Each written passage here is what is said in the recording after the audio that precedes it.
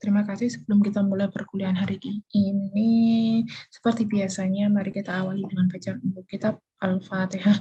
A'udzubillahi minasyaitonirrajim. Bismillahirrahmanirrahim. Alhamdulillahirabbil Ar-Rahmanirrahim. Maliki yaumiddin. Iyyaka na'budu wa iyyaka nasta'in. Ihdinas siratal mustaqim. Siratal ladzina an'amta 'alaihim ghairil maghdubi 'alaihim waladdallin. Amin. Rabbi shrah li sadri wa yassir li amri wahlul 'uqdatam min lisani yafqahu qawli.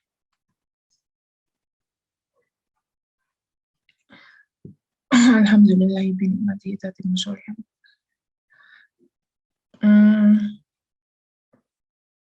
Untuk yang presentasi hari ini siapa ya? Silahkan dimulai.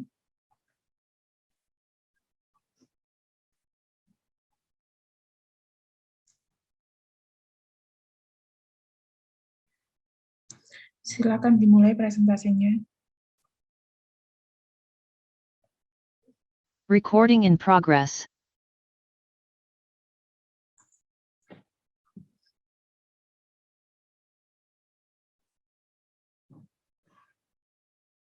Siapa yang presentasi hari ini, monggo.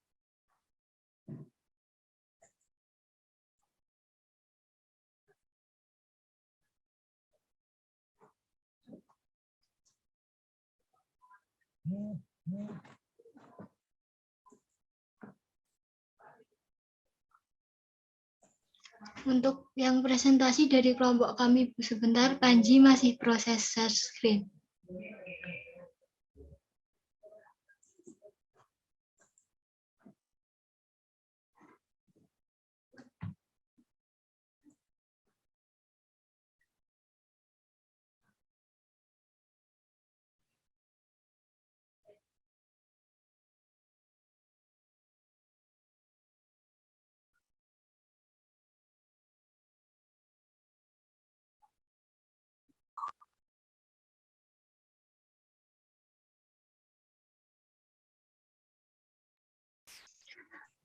Ya, Assalamualaikum warahmatullahi wabarakatuh. Selamat siang semuanya. Perkenalkan, nama saya Farah Meliana Sari dan rekan saya Syahrul Faisal Rasyad dan Wahyu Panji Saputro. Di sini kami akan mempresentasikan tentang bab 5, bagaimana membangun paradigma Qur'ani. Next. Paradigma dibagi menjadi dua.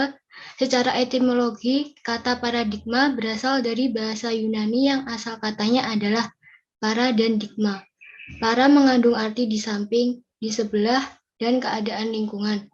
Digma berarti sudut pandang, teladan, arketip, dan ideal. Secara terminologi, paradigma adalah cara pandang, cara berpikir, dan cara berpikir tentang suatu realitas. Paradigma Qur'ani adalah cara pandang dan cara berpikir tentang suatu realitas atau suatu permasalahan berdasarkan Al-Quran. Next. Mengapa paradigma Qur'ani sangat penting bagi kehidupan modern? Al-Quran adalah sumber ajaran teologi, hukum, mistisisme, pemikiran, pembaruan, pendidikan, akhlak, dan aspek-aspek lainnya. Tolak ukur benar atau salah, baik atau buruk, dan indah atau jelek adalah Al-Quran. Jika mencari sumber lain dalam menentukan benar atau salah, baik atau buruk, dan indah atau jelek, maka seseorang dianggap tidak konsisten dalam berislam. Suatu sikap hipokrit yang dalam pandangan Al-Quran termasuk sikap tidak terpuji. Next. Apa tujuan Al-Quran diturunkan? Yusuf Al-Qaradawi menjelaskan bahwa tujuan diturunkan Al-Quran paling tidak ada 7 macam, yaitu meluruskan akidah manusia, meneguhkan kemuliaan manusia dan hak-hak asasi manusia. 3. Mengarahkan manusia untuk beribadah secara baik dan benar kepada Allah Subhanahu wa Ta'ala. 4. Mengajak manusia untuk menyucikan rohani. 5. Membangun rumah tangga yang sakinah dan menempatkan posisi terhormat bagi perempuan. 6. Membangun umat menjadi saksi atau kemanusiaan. Dan yang terakhir, mengajak manusia agar saling menolong. Next. Mengapa Al-Quran dijadikan paradigma? Karena mengandung gagasan yang sempurna mengenai kehidupan. Yang kedua, mengandung suatu gagasan murni yang bersifat metahistori. Dan yang ketiga, menyediakan kemungkinan yang sangat besar untuk dijadikan cara berpikir. Paradigma Qurani akan memberikan kerangka bagi pertumbuhan ilmu pengetahuan empiris dan ilmu pengetahuan rasional yang orisinal. Dalam arti sesuai dengan kebutuhan pragmatis masyarakat Islam, yaitu untuk mengaktualisasikan misinya sebagai khalifah di muka bumi.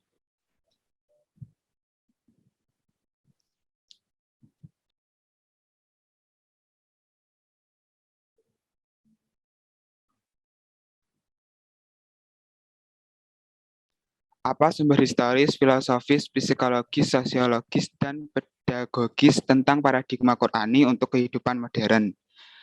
Secara historis, dalam sejarah peradaban Islam ada suatu masa yang disebut masa keemasan Islam. Disebut masa keemasan Islam karena umat Islam berada dalam puncak kemajuan dalam berbagai aspek kehidupannya, yaitu ideologi, politik, sosial budaya, ekonomi, ilmu pengetahuan dan teknologi, pertahanan, dan keamanan. Secara filosofis, faktor-faktor yang menyebabkan umat Islam bisa maju pada saat itu dan dalam waktu yang amat lama atau lebih dari 5 abad. Maka jawabannya tentu saja karena umat Islam menjadikan Al-Quran sebagai paradigma kehidupan.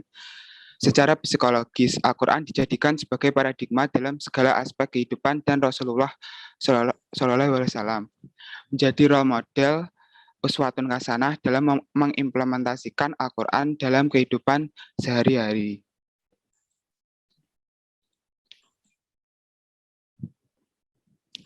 Selanjutnya, secara sosiologis, Al-Quran pada saat itu bukan hanya dijadikan sebagai sumber ajaran, tetapi juga menjadi paradigma dalam pengembangan iptek, pengembangan budaya, bahkan Al-Quran dihadirkan untuk mengatasi dan menghadapi berbagai problem kehidupan umat Islam saat itu.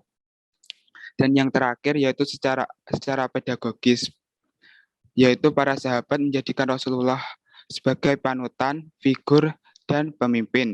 Setiap perbuatan yang Rasulullah kerjakan, maka mereka pun melaksanakannya, dan setiap larangan yang Rasulullah tinggalkan, maka mereka pun meninggalkannya.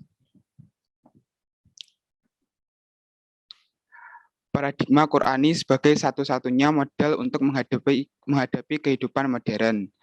Yang pertama yaitu ajaran Islam yang sumber Al-Quran dan hadis bersifat syumul, artinya mencakup segala aspek kehidupan. Yang kedua, ajaran Islam bersifat rasional, artinya sejalan dengan nalar manusia sehingga tidak bertentangan dengan iptek. Yang ketiga, yaitu ajaran Islam berkarakter tadarus, artinya bertahap dalam wurud dan implementasinya. Yang keempat, yaitu ajaran Islam bersifat taklilat, alif, yang artinya tidak banyak beban karena beragama itu memang mudah.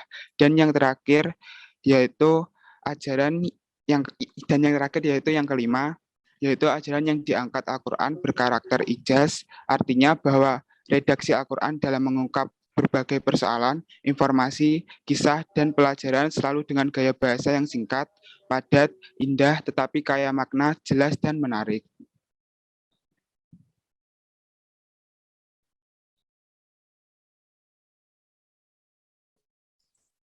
Esensi atau urgensi paradigma Qurani dalam menghadapi kehidupan modern. Esensi paradigma Qurani dalam menyoroti segala persoalan harus tetap menjadi komitmen umat Islam agar umat tidak kehilangan jati dirinya dalam menghadapi tantangan modernitas. Urgensi, kunci sukses dunia Islam tentu saja adalah kembali kepada Al-Quran. Al-Faruqi menjabarkannya dengan langkah sebagai berikut. 1. Memadukan sistem pendidikan Islam. 2. Meningkatkan visi Islam. 3. Mengatasi persoalan metodologi ditempuh langkah-langkah berupa penegasan prinsip-prinsip pengetahuan Islam, yakni the unity of Allah, the unity of creation, the unity of truth and knowledge, the unity purpose of life, the unity of humanity.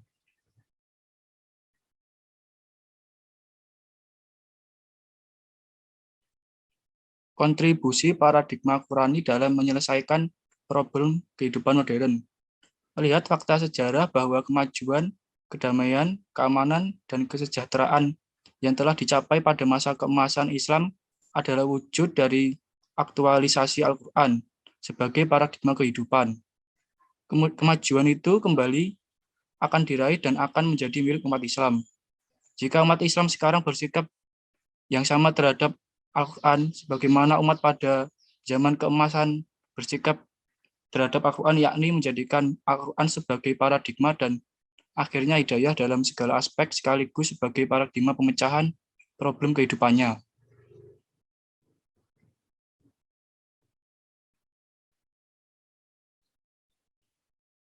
Kesimpulan, Al-Quran adalah wahyu yang diturunkan oleh Allah Subhanahu wa Ta'ala kepada baginda Rasulullah SAW sebagai petunjuk, pedoman, pengingat, perintah, kabar baik, peringatan, dan bahkan mujizat dari Allah Subhanahu wa Ta'ala kepada Nabi Muhammad SAW untuk membuktikan kenabian dan kerasulannya. Isi Al-Quran itu bersifat universal, bahkan semua ilmu pengetahuan secara garis besar terkandung dalam isi Al-Quran tersebut. Kita diminta untuk dapat membangun paradigma Qurani karena Al-Quran bagi umat Islam adalah sumber primer dalam segala segi kehidupan. Al-Quran adalah sumber ajaran teologi, hukum, mistisisme, pemikiran, pembaruan, pendidikan, akhlak, dan aspek-aspek lainnya. Tolak ukur benar, salah, baik, buruk, dan indah jelek adalah Al-Quran.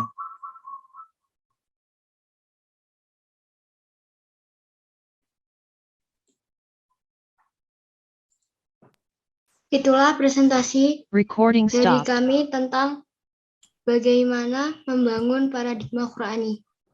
Terima kasih. Apakah ada yang ditanyakan?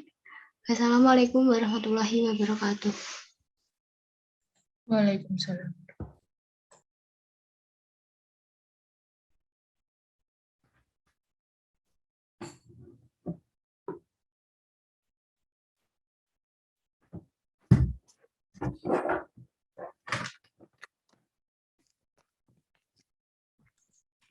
Silakan kalau ada yang ditanyakan.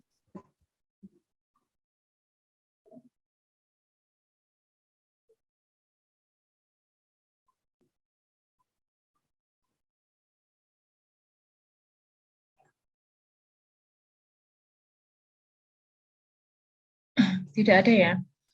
Nah, gini. Tolong di share screen lagi yang tadi. PPT-nya.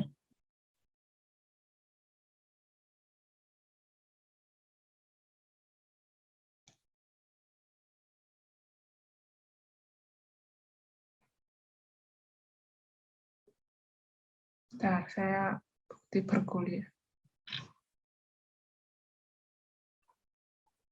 Nah, apa tadi? Yang pertama tadi apa? Bagaimana membangun paradigma Qurani. Nah, Mbak Farah, Syahrul, Munawwar.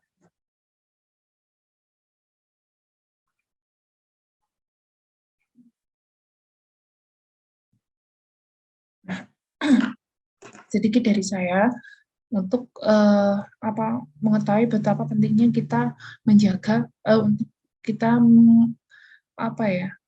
mengetahui terkait paradigma Qurani dan menerapkannya dalam kehidupan kita.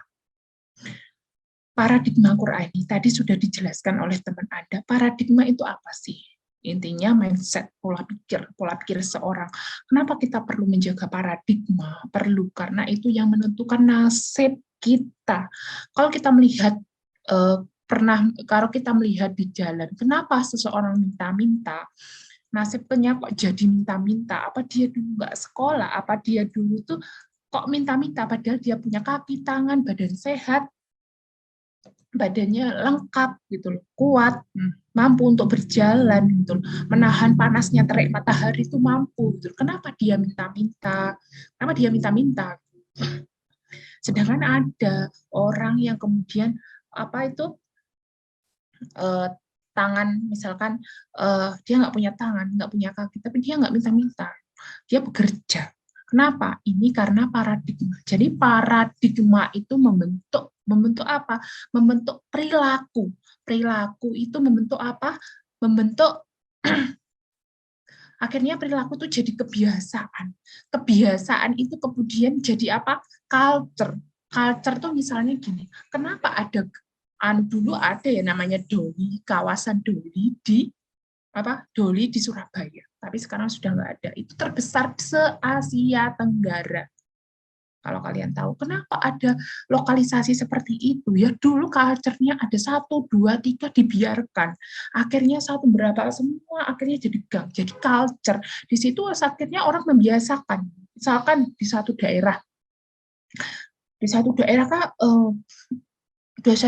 kenapa di situ banyak orang yang MBA, married by accident, entah di suatu sekolahan tertentu atau di desa tertentu gitu. Karena apa? Karena mindset-nya akhirnya masyarakat membiarkan, dia merasa ini nggak sesuatu yang buruk buat dia, bukan suatu aib yang besar buat dia. Akhirnya jadi apa? Pemikiran itu jadi kebiasaan. Recording in progress. Kebiasaannya jadi apa? Akhirnya kebiasaan, perilakunya jadi kebiasaan, akhirnya jadi culture. Kita tahu bahwa sekolahan X itu banyak mahasiswanya yang MBA atau kampung X itu banyak yang akhirnya jadi apa? Ya jadi suatu pembenaran baru karena apa? Banyak yang melakukan. Nah, pentingnya untuk menjaga paradigma itu loh Mas Mbak. Tuh. Itu akhirnya jadi nasib. Nasibnya apa? Nasibnya jadi akhirnya ada yang mengatakan dia beruntung ya, kok enak ya jadi dia beruntung. Masa nih ya, dia kok sial ya, hidupnya kok sial banget. Bahwa kesialan itu, keberuntungan itu bukan ujuk-ujuk sial atau ujuk-ujuk beruntung. Apa? Karena apa itu? Dari mulai paradigma. Niat salah, pemikiran yang salah, perilaku, kebiasaan, culture, akhirnya jadi nasib. Nah, segitu pentingnya kita menjaga paradigma. Nah, kita menjaganya dengan apa? Paradigma Quran. Ukuran benar masyarakat. Ukuran benar masyarakat atau manusia. Ini nggak bisa dijadikan tolak ukur. Karena apa? Manusia itu terbatas. Pasepie itu yang tetap yang menilai itu kemudian siapa? Gusti Allah. Karena yang sempurna Gusti Allah gitu. Kalau kita memantaskan diri sesuai dengan apa yang Allah perintahkan. Ya, kita ingin memantaskan diri ya karena Allah mintanya seperti ini, bukan karena manusia enggak gitu. Jadi kalau kita memperlakukan seseorang bukan kita baik, bukan karena kita terlihat baik di mata dia, tapi kita memantaskan diri kita di hadapan Allah gitu. Jika apapun, maksudnya paradigma itu, sudut pandang itu. Dalam Islam kita akan diajari bagaimana memiliki paradigma, perilaku, kebiasaan, culture, nasib Anda yang baik. Tentu semua di sini pengen punya nasib yang baik. Pengen nggak? Yang nggak jawab berarti nggak pengen ini. Pengen semua ya? Pengen punya nasib masuk masa depan. Saya juga pengen dunia akhirat. Siapa sih menjamin akhirat? Kita sekarang pada di posisi yang sama di dunia. Bisa nasib yang baik di akhirat. Karena di sana adalah kehidupan yang selama-lamanya. Tapi kita nggak bisa bernasib baik di sana kalau kita tidak menggunakan sekarang. Kita itu akan mengumpulkan bekal di sini. Paradigma Qurani. Nah, itu ya. Nah, Qurani. Kenapa Qurani? Karena Al-Quran adalah kitab yang sempurna, menunjukkan semua apa yang Islam mengatur kesempurnaan itu semua. Dan itu Allah berikan di mana? Allah berikan tunjuk di Al-Quran. Dan hadis bagi penjelas. Next.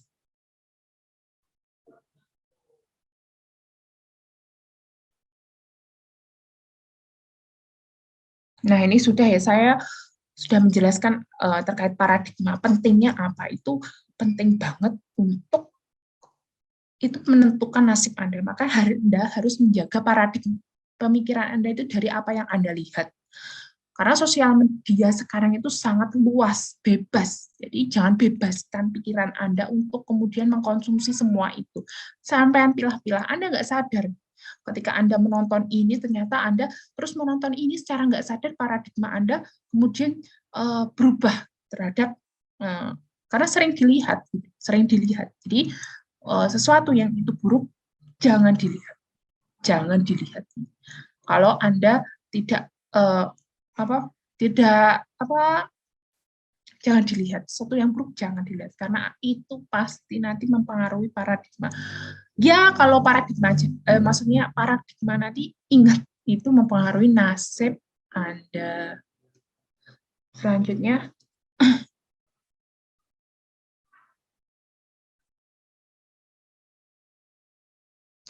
mengapa paradigma Qur'ani sangat penting bagi kehidupan modern? Nah, kehidupan modern itu syarat dengan segala satu penilaian itu terhadap materi, apa yang dilihat. Misalkan, sesuatu itu ideal jika sesuai dengan pandangan manusia. Sesuatu itu ideal jika pemandangan itu manusia. Saya bisa menilai Anda, misalnya saya menilai Mbak Nabila, saya nilai 100, kemudian dengan sikapnya saya nilai 100 dan bla bla bla bla. Tapi dengan misalkan semua mata kuliah itu nilainya semuanya bagus, misalkan bagus semua. Tapi saya nggak tahu nilainya Mbak Nabila itu didapat dari mana, apakah cara benar, kemudian, nah di situ pentingnya. Kalau modern mungkin ya dilihat secara kasat mata kan, gitu, secara kasat mata aja. Oh, good looking, nilai bagus, kemudian dia secara dunia bagus, tapi nah itu penilaian modern kan seperti itu yang dinilai. Padahal di dunia itu nggak sama sekali nggak ideal. Penilaian modern itu nggak ideal. Yang idealnya ya adalah apa? Paradigma Quran, penilaian paradigma Quran. Dan penilaian paradigma Quran itu yang tahu Allah gitu loh. Yang tahu Allah. Kita mengukurnya. Maksudnya berapa? Maksudnya Allah yang berperan serta di situ, dia tuh layak apa enggak gitu. Juga berperan serta. Kalau di paradigma Qur'ani ya, kita merasa kita manusia aja. Nah, di sini Al-Qur'an sumber ajaran teologi hukum, teologi agama, hukum, mistisme, pikiran, pembaharuan, pendidikan, akhlak, dan aspek lainnya. Jadi tolak benar. Salah itu bukan manusia. Baik buruk itu bukan manusia. Kemudian indah dan jelek itu bukan manusia, tapi Al-Quran. Ketika Anda dilihat, misalkan dilihat, makanya bukan Anda, tapi kita nggak bisa melihat orang itu baik enggak, nggak boleh menilai. Maksudnya kita merasa lebih baik dari orang lain. Karena apa? Dalam standar penilaian Al-Quran, itu yang pertama dinilai itu adalah niat. Gitu. Dan niat itu hanya Allah yang tahu. Mungkin secara kasat mata kita tahu dia itu orangnya nggak baik, gitu. Tapi kita nggak tahu dalam hatinya itu apakah lebih baik dari kita. Nah, seperti itu contohnya. Tapi dalam Islam, secara syariat juga, misalkan hukum itu jelas, gitu. Bukan kemudian niatnya baik, tapi secara hukum dia bersalah, akhirnya enggak apa ya, istilahnya enggak menerima konsekuensi dari perbuatannya, bukan itu.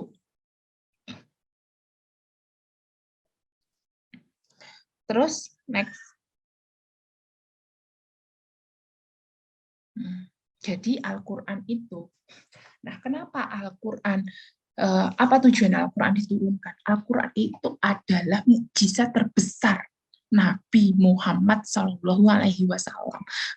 dibanding mukjizat yang lain dan nabi-nabi yang lain, penyempurna kitab-kitab sebelumnya. Karena apa?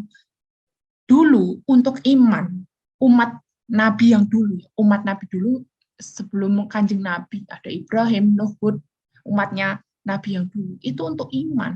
Dia harus, bukannya dia harus, nabinya itu perlu menunjukkan mukjizat yang secara kasat mata. Contohnya apa? Kasat mata itu, ya misalkan nggak terbakar dibakar, misalkan membelah lautan, misalkan bisa menghidupkan hewan, bisa bicara dengan hewan, atau lainnya. Jadi dulu untuk iman tuh perlu untuk melihat itu bersama dengan untuk iman. Jadi membersamai keimanan orang dulu itu bersama dengan nabinya. Sedangkan kita bersama dengan Kanjeng Nabi enggak sekarang. Enggak kan? Tapi Al-Quran itu telah banyak membuat seorang yang dulunya kafir menjadi Islam. Dulunya enggak iman, sekarang iman. Dengan cara apa? Dengan cara mentadaburi Al-Quran. Makanya Al-Quran itu diberikan pada orang, bukan diberikan maksudnya, untuk orang-orang yang berakal. Yang berakal itu yang mentadaburi Al-Quran. Makanya PR bagi kita, sudahkah kita menggunakan akal kita untuk mengimani Al-Quran? Mengimani Al-Quran, sudahkah? Al-Quran itu mukjizat terbesar. Yang dulu orang untuk iman perlu melihat mukjizat yang luar biasa, bisa terlihat oleh mata.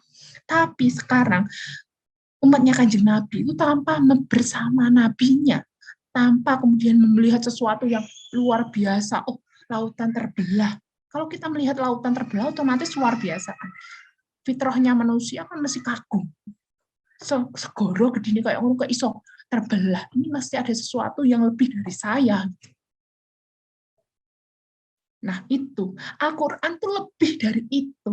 Al-Quran tuh lebih dari itu. Kalau kita menggunakan akal, lebih dari apa yang terlihat bahwa bisa membelah lautan, itu lebih dari itu. Kemukjizatan Al-Quran itu. Kalau misalkan ahli bahasa, ya, kalau saya kan pendidikan agama, jurusan. Kalau ahli bahasa, misalkan bahasa Arab itu orang baca Al-Quran. Saya pernah dapat mata kuliah bahasa Arab. Itu bisa nangis dia. Cuman baca satu ayat itu nangis. Karena apa? Melihat luar biasanya kalau kita belajar bahasa Inggris kan grammar.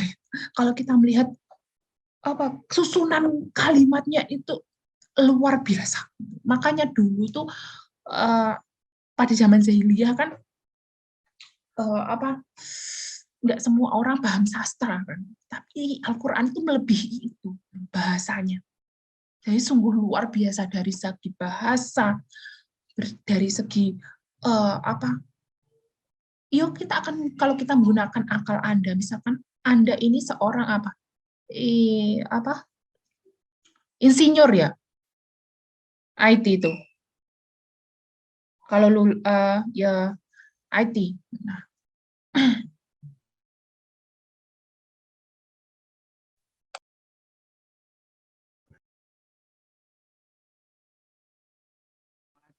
Mas David di jadi premium. Keturunan arek iku atau mati. Minum dulu. Seger. Nah. Monggo. Monggo tolong di-share lagi.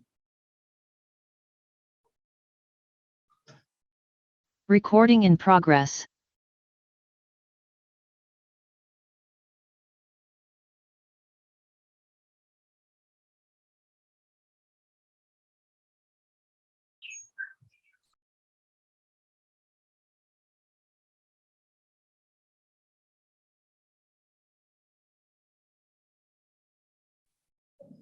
Monggo tolong di-share screen lagi tadi apa yang saya PPT-nya.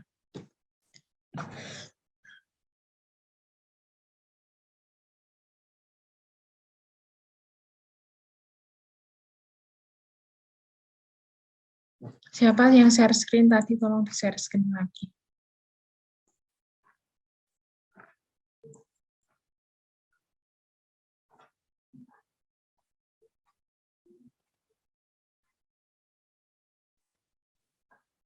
Nah, ya oke, terima kasih. Nah, Al-Quran ini untuk orang-orang yang menggunakan akalnya ya.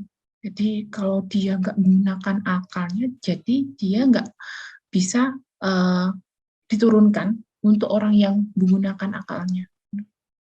Jadi kalau keimanan Anda terhadap Al-Quran, terhadap Islam itu belum sampai berpikir untuk sebelum sampai berpikir hanya kemudian ikut-ikutan saja ya, karena itu belum sempurna, keimanannya belum sempurna, dan itu bisa kalau ulama ya nggak diterima, bisa jadi nggak diterima kalau belum menggunakan akalnya bahwa ini. Jadi gunanya ngaji ya itu.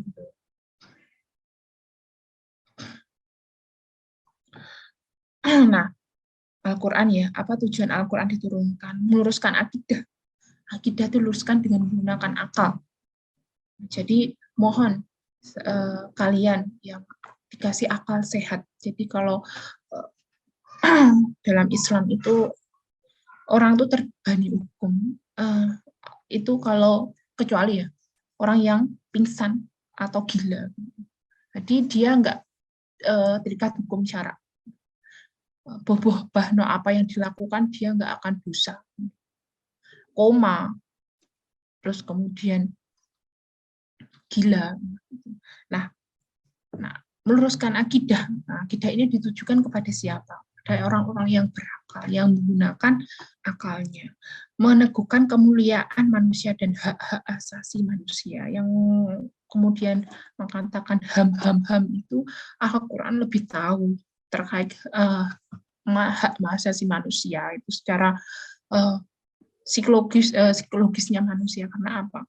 Yang menciptakan kita Allah yang tahu, mengarahkan manusia untuk beribadah secara baik dan benar kepada Allah. Nah, next. Dari poin sebelumnya tadi yang terpenting itu yang semuanya penting, tapi semuanya itu tidak bisa terlaksana kalau poin pertama, akidah, terkait akidah itu kemudian tidak terbangun. Ya, tidak terbangun. Mengapa Al-Quran dijadikan paradigma? Sempurna. Meta historis, terbukti secara historis ya, sejarah.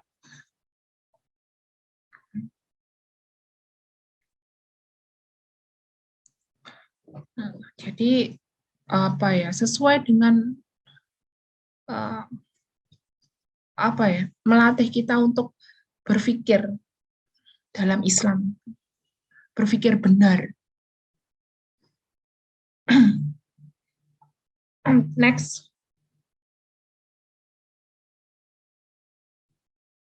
Nah, historis dalam sejarah peradaban Islam yang kalian tahu, peradaban keemasan Islam ya. Jadi keemasan Islam itu abad berapa ya? 16 atau berapa? Nah, nanti ada setelah bab ini mungkin kemasan Islam. Jadi kemasan Islam itu banyak kemudian apa ya? Perawi-perawi hadis, kemudian ilmuwan, ya kemudian mereka nggak hanya ahli dalam satu cabang ilmu yang sekarang kita rasakan kemanfaatannya mereka, keberkahan ilmu mereka, banyak keberkahan ilmu mereka, Mr. Al-Khawarizmi, Ibnu Sina, terus siapa lagi? Banyak itu. Nah, itu bukti dari peradaban Islam menggunakan paradigma Qur'ani. Filosofis. Faktor yang menyebabkan umat Islam bisa maju pada saat itu dan dalam waktu yang amat lama, lebih dari 5 abad. Jadi abad keemasan Islamnya. Karena apa? Islam menggunakan, kenapa Islam itu beda dengan yang dulu? Walaupun Islam kan akan tetap terjaga, karena yang menjaga itu Allah langsung.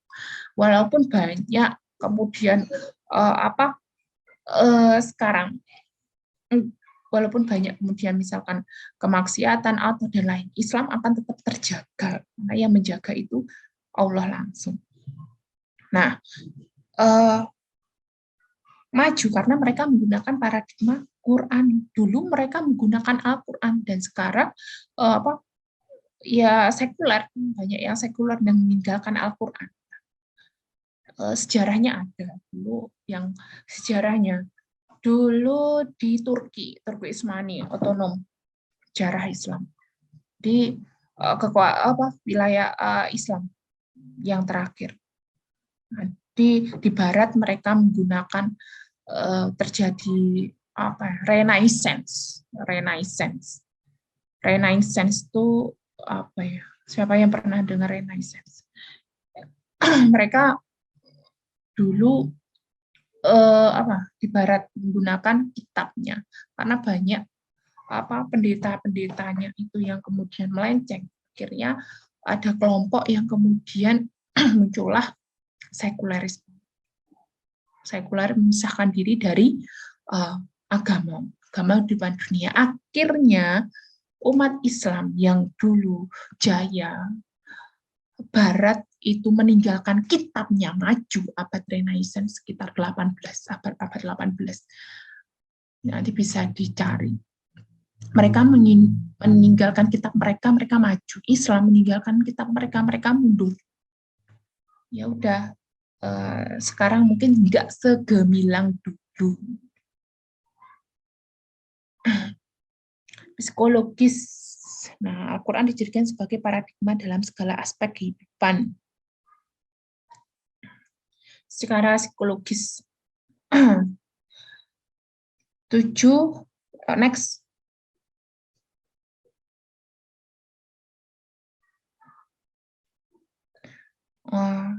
Next.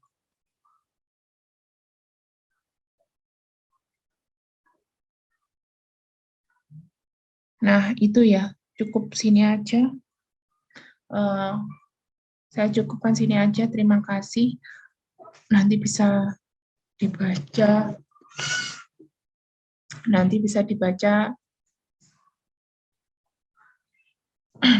Bukunya, e-booknya yang sudah saya berikan. Yang terpenting untuk kalian ketahui tadi ya, paradigma dan Quran.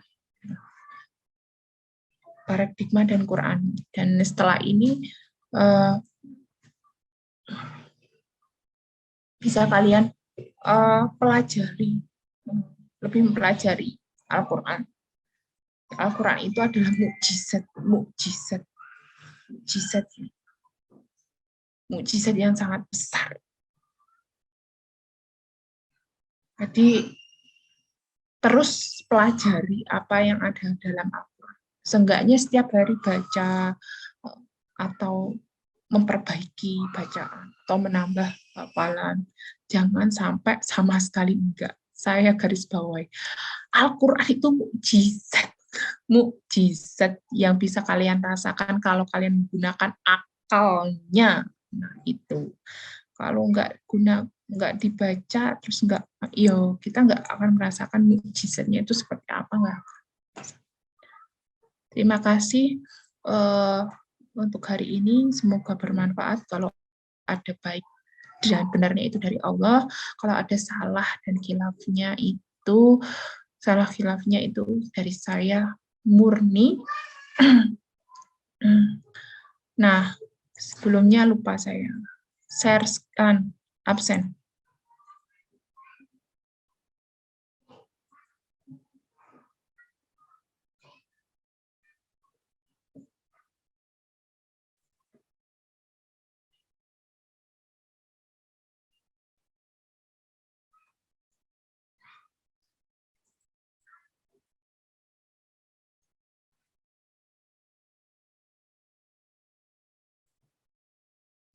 Aditya Putra. Hadir Bu Aditya. Anastasia. Hadir Bu. Aprilia. Hadir Bu. Arda. Hadir Bu. Arjuna. Hadir Bu. David. Hadir Bu. Dela.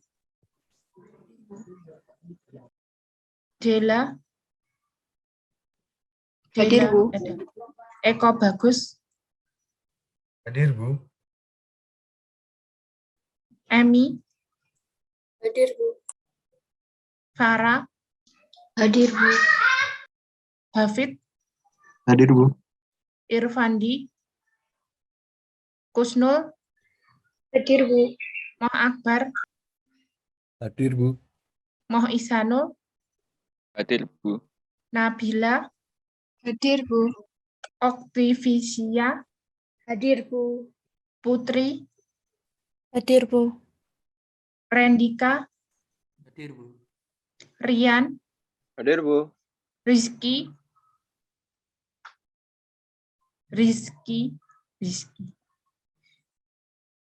Rizky, ada nggak? Yang lain temannya ada nggak Rizky? Ada, Bu. Saya apa Ada, ya Bu. kalau nggak ada? Ada, Bu. Sita, Hadir, Bu. Syahrul, Hadir, Bu. Talita, Hadir, Bu. Wahyu Panji, Hadir, Bu. Winda. Hadir, Bu. Oke, terima kasih. Nanti tolong di apa namanya? Disvalidasi. Oh, sudah divalidasi. Oke, terima kasih. Cukup sekian dari saya. Semoga bermanfaat. Dipersiapkan pertemuan selanjutnya. Presentasinya tugasnya jangan lupa merangkum apa yang sudah disampaikan tadi. Terima kasih. Wassalamualaikum warahmatullahi wabarakatuh. Waalaikumsalam warahmatullahi wabarakatuh. Terima kasih, Bu. Makasih, Bu. Tausiah.